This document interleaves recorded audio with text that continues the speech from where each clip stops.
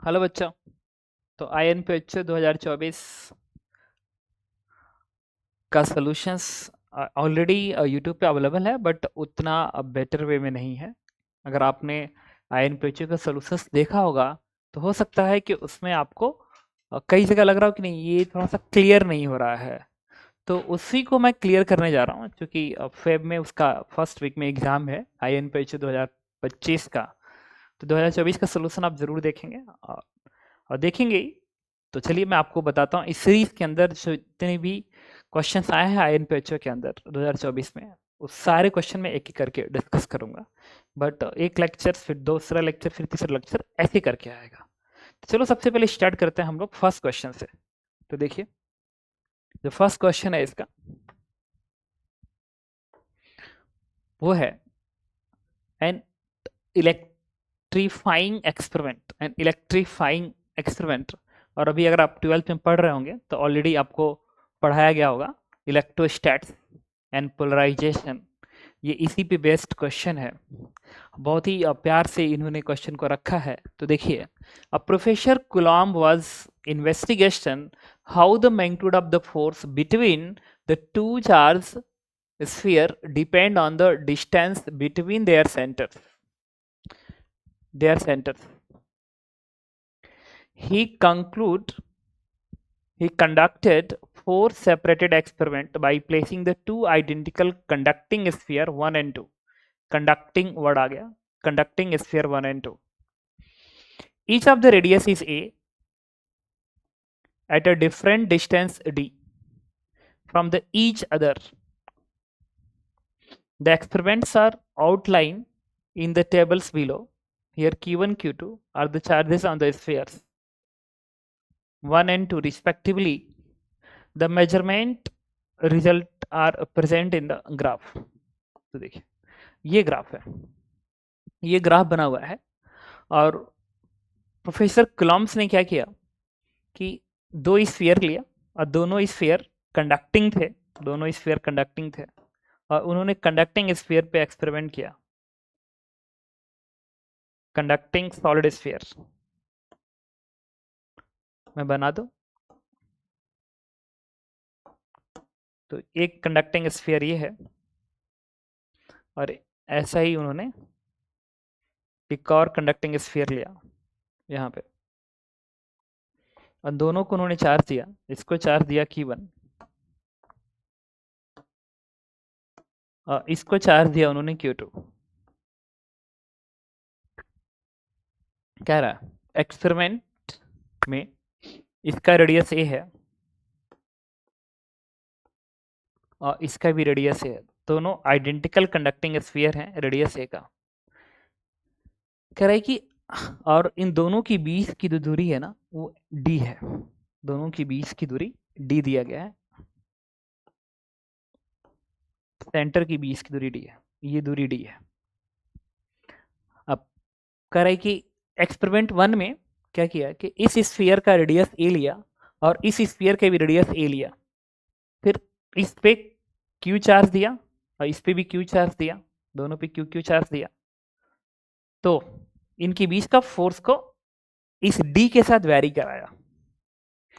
तो जो भी डी को चेंज करेंगे तो फोर्स की वैल्यू चेंज होगी। तो उसने ये पाया कुलॉम्ब्स ने कि जो फोर्स है और उनके जो बीच का डिस्टेंस डी है उसका 1/d² के साथ ग्राफ ऐसा बना 1 2 3, मतलब ये 4 ग्राफ है 1 2 3 एंड 4।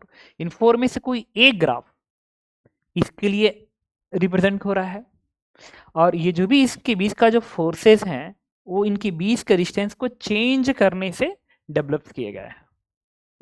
देखो 1/d² वर्सेस f का ग्राफ है।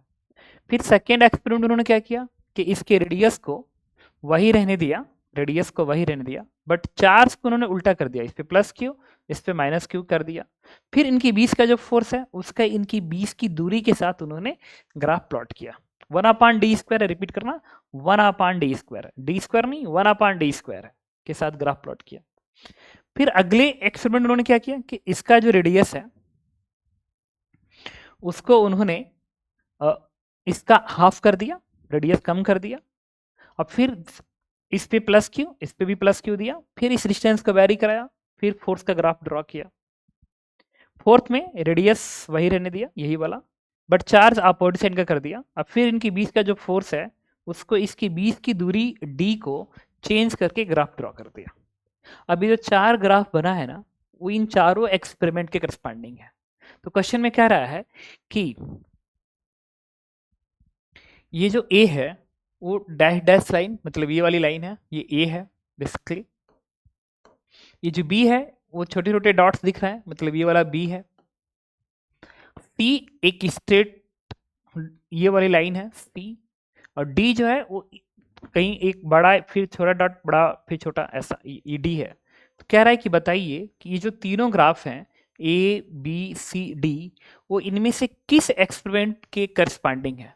इसके करस्पॉन्ड, इस फर्स्ट एक्सपेरिमेंट इनमें से किस ग्राफ को रिप्रेजेंट कर रहा है इनमें से, सेकेंड एक्सपेरिमेंट इनमें से किस ग्राफ को रिप्रेजेंट कर रहा है, थर्ड एक्सपेरिमेंट इनमें से किस ग्राफ को एक्सपेरिमेंट कर रहा है, फोर्थ एक्सपेरिमेंट इनमें से किस ग्राफ को रिप्रेजेंट कर रहा है, ये बताना है हमें।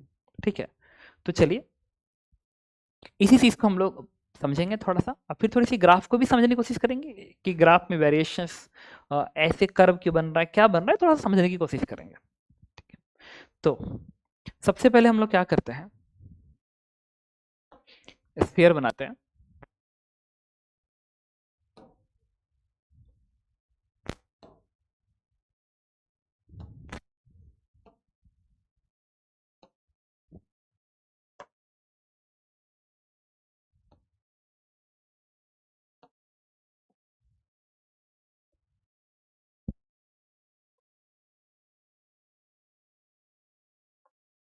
ठीक है,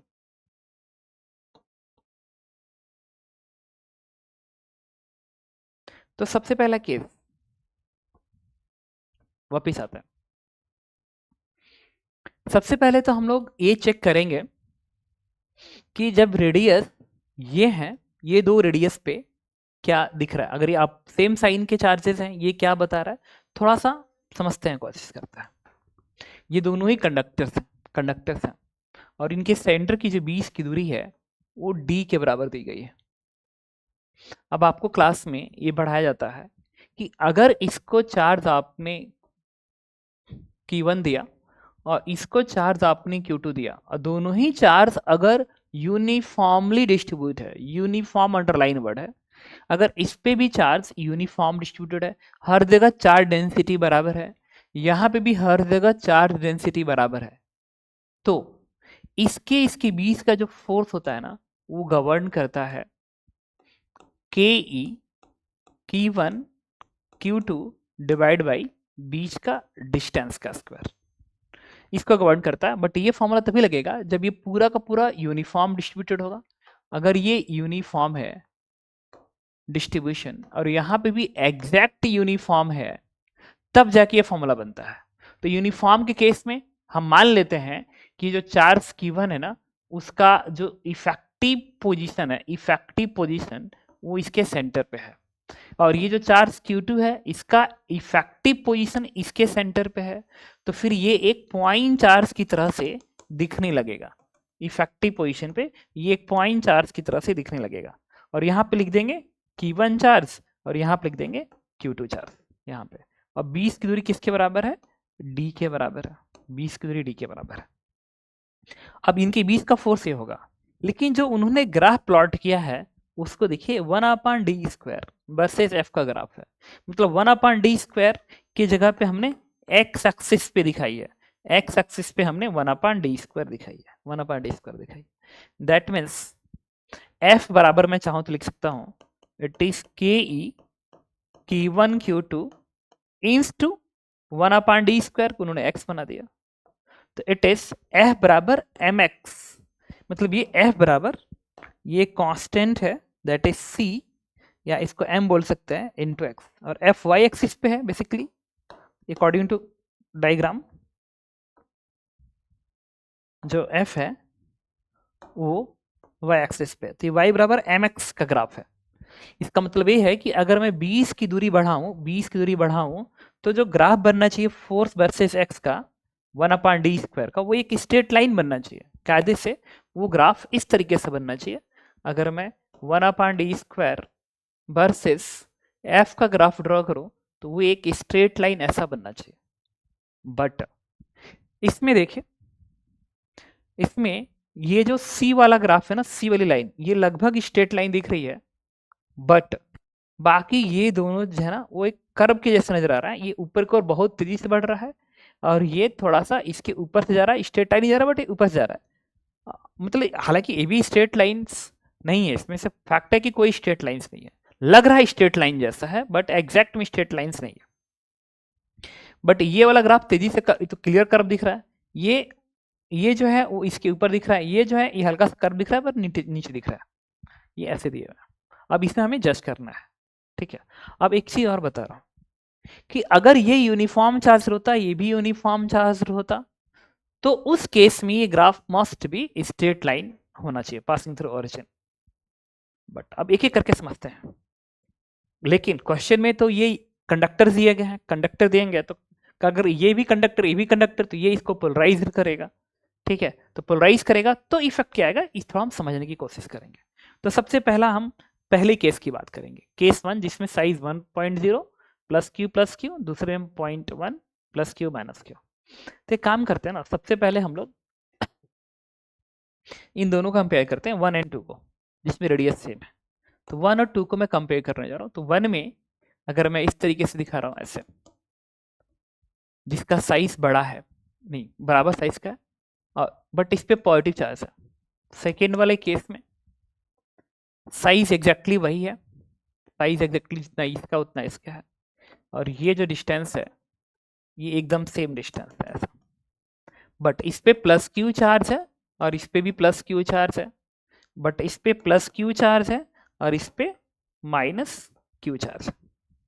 अब क्या होगा, अच्छा ये पॉजिटिव चार्ज इस कंडक्टर को पोलराइज करेगा, इस कंडक्टर को पोलराइज करेगा। तो क्या करेगा कि ये पॉजिटिव चार्ज इस कंडक्टर में जो फ्री इलेक्ट्रॉन्स हैं उसको इधर खींचेगा।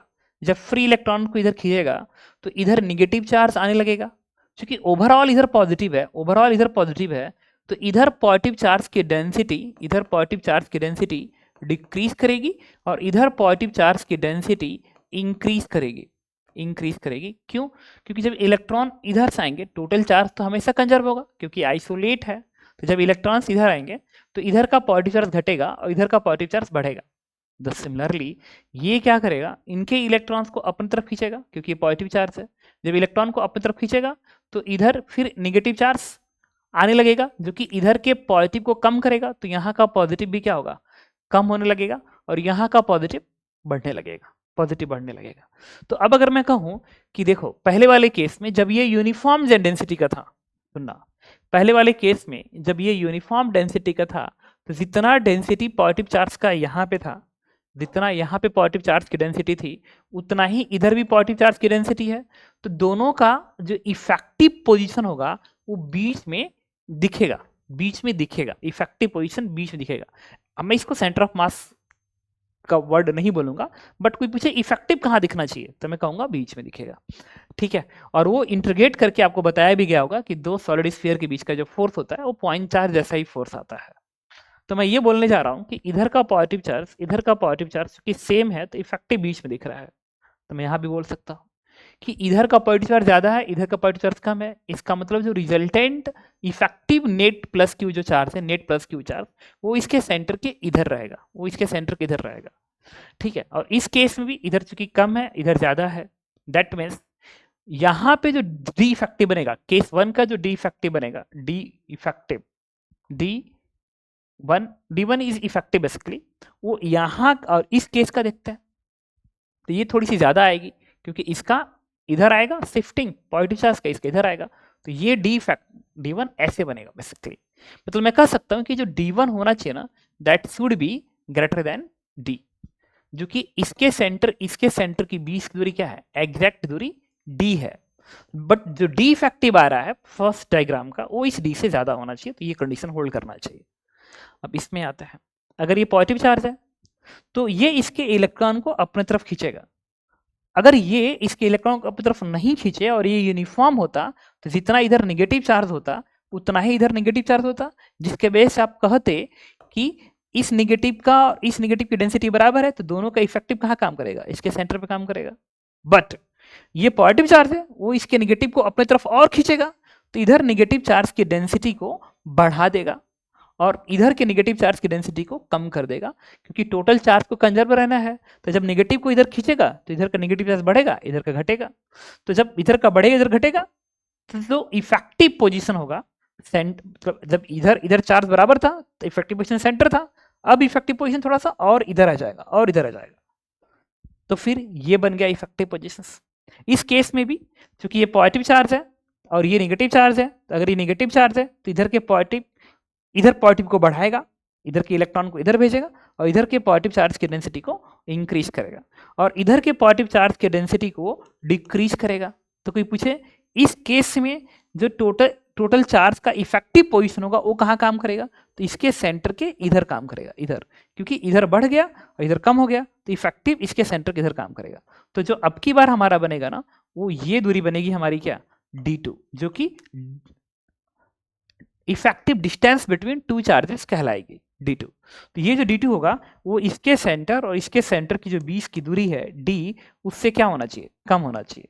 मतलब मैं कह सकता हूं कि D2 should be less than D।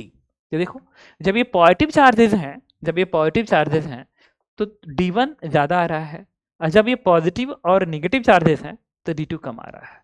अब जो फोर्स है उसको हम एक रफली बोल सकते हैं, रफली it is proportional to 1/D effective का होल स्क्वायर। रफली बोल सकते हैं कि ये D इफेक्टिव के स्क्वायर के इनवर्सली प्रोपोर्शनल होगा। अब देखिए, तो ये D1 ज्यादा है, दैट मीन्स यहाँ पे फोर्स कम लगेगा, और ये D2 कम है तो यहाँ पे फोर्स ज्यादा लगेगा। According to this formula D कम होगा, फोर्स बढ़ जाएगा। मतलब इस डायग्राम से बोल सकता हूँ कि जो सेकेंड एक्सपेरिमेंट है ना, सेकेंड एक्सपेरिमेंट, इसको सेकेंड ही लिख लेते हैं। सेकेंड एक्सपेरिमेंट का जो फोर्स आएगा that should be more than first experiment का फोर्स। यहाँ का फोर्स इससे ज्यादा होना चाहिए। ये तो मुझे यहाँ पे समझ में आ रहा है, ठीक है। बाद में अभी तो हम आंसर करेंगे, उसके बाद थोड़ी सी और थोड़ा एनालिसिस पे जाएंगे कि क्या होने जा रहा है, ठीक है। अब ऐसे ही हम लोग थर्ड डायग्राम की बात करेंगे, थर्ड डायग्राम की। तो तुम देखना थर्ड डायग्राम पे थोड़ा आ जाता है। तो थर्ड डायग्राम पे क्या है कि जो साइज है ना वो एकदम इसके ठीक सामने है, बट वो साइज छोटा साइज का है। देखो उन्होंने ऐसे बनाया है, रेडियस 0.05 है, तो मैंने यहाँ पे एक छोटे साइज का स्फीयर बना दिया, बट सेंटर वही होना चाहिए। और ठीक इसके सामने ये सेंटर यहाँ पे, तो यहाँ पे भी मैंने एक छोटे साइज का स्फीयर बना दिया, स्फीयर बना दिया, ठीक है। और ये साइज बराबर है, ऐसा इस तरीके से। अब मैंने थर्ड वाला पोजीशन है ना, थर्ड वाले पोजीशन पे उन्होंने प्लस क्यू दिया है। इसका मतलब कि मैं यहाँ पे भी प्लस क्यू चार्ज बोल दिया और यहाँ पे भी मैंने प्लस क्यू चार्ज बोल दिया, और इनके सेंटर की बीच की दूरी अभी भी D के ही बराबर है।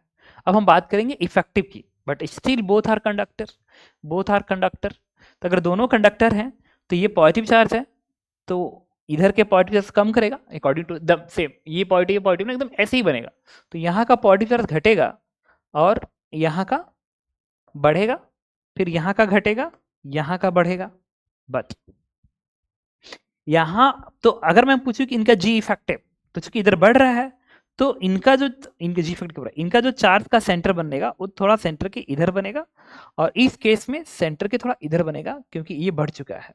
तो अब की बार ये जो डिस्टेंस D3 आने जा रहा है ना, D3 that should be greater than D। D से तो ज्यादा ही रहेगा, D3 D से तो ज्यादा ही रहेगा। But what is the relation with D1? देखो भाई ये भी पॉजिटिव, तो पोलराइजेशन होगा, तो यहाँ का चार्ज कम होगा, यहाँ का भी कम होगा, इधर का बढ़ेगा, तो रिपल्सन आ रहा है ना, तो इधर का बढ़ेगा। तो सेंटर, इन चार्ज का सेंटर इस सेंटर किधर जाएगा, इस चार्ज के सेंटर इस सेंटर किधर जाएगा, ऐसे दूर जाएंगे तो बीच की दूरी बढ़ जाएगी। लेकिन क्वेश्चन ये है कि इस D3 और इस D1 में क्या रिलेशन है? D3 तो D से ज्यादा है, बट D1 के साथ इसका क्या रिलेशन है? तो देखो अब ये साइज से हमें समझ में आएगा। जो पोलराइजेशन होता है ना वो इलेक्ट्रिक फील्ड के प्रोपोर्शनल्स होता है। ये जो मटेरियल्स हैं, इधर ये पॉजिटिव चार्ज से भी पॉजिटिव चार्ज, ये जितना पास आएगा उतना ही ज्यादा यहाँ पे पॉजिटिव चार्ज की डेंसिटी घटेगी और इधर पॉजिटिव चार्ज की डेंसिटी बढ़ेगी। ये दूरी जितनी इनके सरफेस के बीच की दूरी, सरफेस अंडरलाइन वर्ड है सरफेस, इस सरफेस के बीच की दूरी जितनी कम होगी उतना ही ज्यादा रिपल्सन होगा, मतलब पोलराइजेशन उतना ही ज्यादा होगा। I am talking about polarisation, उतना ही ज्यादा पोलराइजेशन होगा। द कारण ये है कि अगर मैं कहूं कि ये दूरी कम हो गई, अगर ये जो सरफेस है यहाँ का जो फ्री इलेक्ट्रॉन्स है अगर इसके ज्यादा पास आए तो ये यहाँ पे ज्यादा इलेक्ट्रिक फील्ड देगा क्योंकि दूरी कम हो गई, और ज्यादा इलेक्ट्रिक फील्ड देगा तो इलेक्ट्रॉन और उल्टा भागेंगे। भाई इस पॉजिटिव चार्ज का इलेक्ट्रिक फील्ड किधर होगा, ऐसे होगा, इसके पॉजिटिव इलेक्ट्रिक फील्ड यहाँ पे ऐसे होगा, और इलेक्ट्रॉन इसको उल्टा भागेंगे तो इधर निगेटिव ज्यादा आने लगेगा, क्योंकि ओवरऑल इससे पॉजिटिव है तो यहाँ ज्यादा निगेटिव आएगा तो यहाँ का पॉजिटिव चार्ज ज्यादा घटेगा। द सेम वे यहाँ का पॉजिटिव चार्ज ज्यादा बढ़ेगा अगर साइज ज्यादा है तो।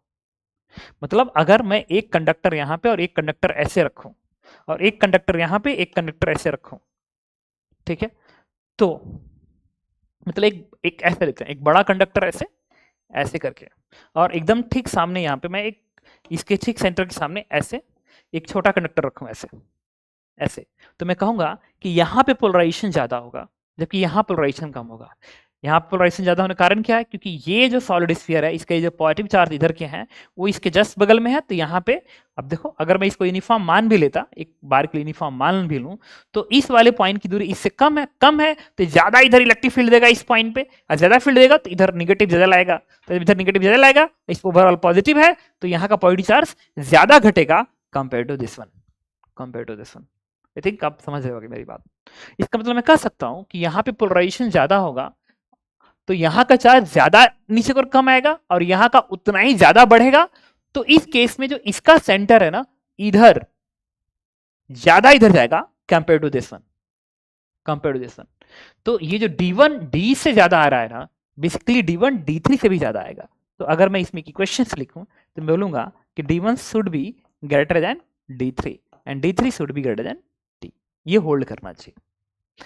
तो अब चूंकि आप कह रहे हो कि जो D3 है, D3 आप देखना यहाँ डिस्टेंस जितना बढ़ेगा फोर्स उतना क्या होगा, कम होगा। इफेक्टिव डिस्टेंस जितना बढ़ेगा फोर्स उतना कम होगा। तो सबसे जब फोर्स इसमें आया था उसके बाद फोर्स इसमें आया और इसमें, और अगर इसकी बात करूं तो D3 और D1 में D1 देखो ज्यादा है, अगर D1 ज्यादा है D3 से मतलब इसमें फोर्स ज्यादा लगेगा, डिस्टेंस कम होगा, फोर्स जो है वो D के इनवर्सली प्रोपोर्शनल है। तो मैं बोल सकता हूं कि चूंकि D3 जो है D3 वो D1 से कम है तो D3 वाला फोर्स D1 से ज्यादा होगा, मतलब D3 का फोर्स ज्यादा होगा। तो मैं इसको लिखूंगा F3 is greater than F1, ऐसे ये लिखेंगे। अब हम बात करेंगे फोर्थ वाला केस का, तो इसको हम यहाँ पे बताते हैं आपको एक बार फिर कॉपी करके। फोर्थ वाला केस की बात करते हैं। जो फोर्थ वाला केस है ना, इसको यहाँ से मैं हटा दूं। फोर्थ वाला केस में साइज तो उन्होंने वही दिया है, देखिए साइज तो उन्होंने वही दिया है फोर्थ वाले केस में, साइज वही है बट चार्ज ऑपोजिट साइन का कर दिया। अगर चार्ज ऑपोजिट साइन का कर दिया ना, ऑपोजिट साइन का, तो फिर क्या होगा इस केस के अंदर कि अगर मैं इस डायग्राम को यहीं पे बना लो, ये फोर्थ केस में यही यहाँ बना लेता हूँ, फोर्थ केस यहाँ बना लेता हूँ, और जो साइज है वही साइज ही होना चाहिए और यहाँ पे दिखा दिया। बट यहाँ पे जो साइन है ये प्लस क्यू का चार्ज है और ये माइनस क्यू का चार्ज है, तो अगर ये अपोजिट साइन है तो पोलराइजेशन ज्यादा आएगा, ये पॉजिटिव है ये नेगेटिव, तो यहाँ पे पॉजिटिव की डेंसिटी ज्यादा इंक्रीज करेगी, ठीक है, यहाँ पे पॉजिटिव की डेंसिटी उतनी ज्यादा कम होगी, तो यहाँ पे पॉजिटिव चार्ज की डेंसिटी कम होगी, यहाँ पे पॉजिटिव चार्ज की डेंसिटी इंक्रीज करेगी। तो सिमिलरली यहाँ पे नेगेटिव चार्ज की डेंसिटी इंक्रीज करेगी और यहाँ पे नेगेटिव चार्ज की डेंसिटी थोड़ी सी घटेगी। तो जो इफेक्टिव नेगेटिव चार्ज है वो सेंटर पर ना काम करके इधर काम करेगा और इस केस में यहाँ का इधर काम करेगा क्योंकि इधर पॉजिटिव बढ़ चुका है। तो अब ये जो दूरी आई ना दैट इज D4, ये जो दूरी D4 आ रही है वो D से कम आएगी। मतलब मैं बोलूंगा कि D4 जो है it is greater than D4 is less than D। जो D4 होगा वो D से कम होगा, तो D4 D से कम है बट D2 भी D से कम है। बट D4 D2 में अगर कंपेयर करना हो तो फिर पोलराइजेशन ये जितना पास में रहेंगे उतना ही ज्यादा यहाँ का पॉजिटिव बढ़ेगा, यहाँ का निगेटिव कम होगा, तो ये दूरी उतनी ही कम आएगी। इसका मतलब D2 सबसे कम रहेगा, D2 सबसे कम रहेगा। तो मैं कहूंगा कि अगर मुझे इसमें इक्वेशन लिखना था तो D1 के बाद D3, D1 के बाद D3, D3 के बाद क्या आया था, अब सबसे कम कौन सा रहेगा, D2, साइज ज्यादा है ना, तो अपोजिट साइन क्या है, ये प्लस क्यू माइनस क्यू, तो D2 सबसे कम आएगा, तो ये सबसे मीन होगा, मीन। तो अब ऑर्डर बनाते हैं, सबसे ज्यादा कौन आया, D1, D1 के बाद क्या आया, D3, D3 के बाद क्या आएगा, D4, ऐसे D4, और D4 के बाद क्या आएगा, D2, ये टर्म्स बनेगा, ठीक है। तो ये होल्ड कर गया, और अगर ये होल्ड कर गया तो मैं फोर्स सबसे ज्यादा किस में दिखाऊंगा, F2 में, फिर उसके बाद F4 में। तो अब हम यहाँ पर लगाएंगे F4, फोर्स F4, इसके बाद क्या आएगा, F3 फोर्स आएगा, इसके बाद क्या आएगा, F1 फोर्स आएगा, F1 फोर्स आएगा। तो ये बनेगा बेसिकली 2 4 3 1, इस ऑर्डर में सबसे ज्यादा फोर्स F2, फिर F4, फिर F3, फिर F1, सबसे कम F1 में रहेगा। तो ये बनना चाहिए एक पर्टिकुलर D। अगर इन चारों में सेंटर की बीच दूरी अगर बराबर है, चारों में अगर सेंटर की बीच दूरी बराबर है, तो उस केस में फोर्स इस रिलेशन को होल्ड करना चाहिए। अब इसी चीज को हम अलग से लिख लेंगे उस पेज पे जाके, 2 4 3 1, 2 4 3 1, ये आप याद रखेंगे, 2 4 3 1। अब यहाँ पे लिखेंगे 2 4 3 1, 2 4 3 1, 2 4 3 1। तो फोर्स की जो वैल्यू बनेगी 2 4 3 1, ये बनना चाहिए। अब एक पर्टिकुलर डी पे एक आप ऐसे वर्टिकल लाइन ड्रॉ कर दीजिए, पर्टिकुलर डी पे ड्रॉ कर दीजिए। तो एक पर्टिकुलर डी पे सबसे जब फोर्स, देखिए इस फोर्स की जो वैल्यू है 1/d², पर्टिकुलर 1 मतलब पर्टिकुलर डी पे, पर्टिकुलर डी पे अगर डी पर्टिकुलर है तो 1/d² भी एक फिक्स वैल्यू आएगी। तो उस पर्टिकुलर डी पे देखिए सबसे ज्यादा फोर्स इसका है, फिर इसका है, फिर इसका है, फिर इसका है। इसका मतलब जो ए है, ए वो किसको बता रहा है, 2 को बताने की कोशिश कर रहा है, ये 2 को बता रहा है, और जो बी वाला पॉइंट है वो 4 को बता रहा है, और जो सी वाला है वो 3 को बता रहा है, और जो डी वाला है वो 1 को बता रहा है। मतलब ए जो है 2 को रिप्रेजेंट कर रहा है, तो जो ए है वो 2 एक्सपेरिमेंट को रिप्रेजेंट करेगा, जो बी है वो 4 एक्सपेरिमेंट को रिप्रेजेंट करेगा, और जो सी है वो 3rd एक्सपेरिमेंट को रिप्रेजेंट करेगा, और जो डी है वो 1st एक्सपेरिमेंट को रिप्रेजेंट करेगा। And this is your answer. यही उन्होंने कहा था कि बताइए कौन सा आंसर मैच करेगा, किसके करस्पॉन्डिंग उन्होंने लिख रखा है, देखिए यहाँ पे।